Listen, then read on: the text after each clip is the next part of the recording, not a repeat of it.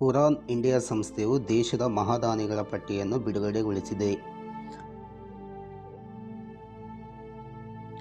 ದೇಶದಲ್ಲೇ ಅತಿ ಹೆಚ್ಚು ದಾನಿ ಮಾಡಿದವರು HCL ಟೆಕ್ನಾಲಜಿ ಕಂಪನಿಯ ಸಂಸ್ಥಾಪಕರಾದಂತಹ ಶಿವ ನಾಡರ್.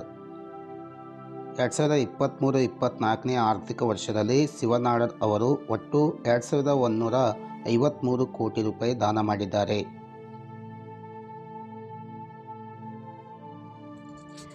ಇದರ ಹಿಂದಿನ ಆರ್ಥಿಕ ವರ್ಷಕ್ಕೆ ಹೋಲಿಸಿದರೆ ಅವರ ದಾನದ ಮೊತ್ತದಲ್ಲಿ ಶೇಕಡ 5ರಷ್ಟು ಏರಿಕೆಯಾಗಿದೆ.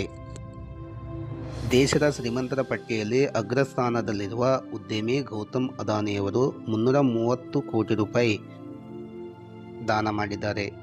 ಮಹಿಳಾ ವಿಭಾಗದ ದಾನಿಗಳ ಪಟ್ಟಿಯಲ್ಲಿ ರೋಹಿಣಿ ನಿಲೇಕಣಿ ಇವರು 154 ಕೋಟಿ ರೂಪಾಯಿ ದಾನ ಮಾಡಿ ಅಗ್ರಸ್ಥಾನದಲ್ಲಿ ಇದ್ದಾರೆ.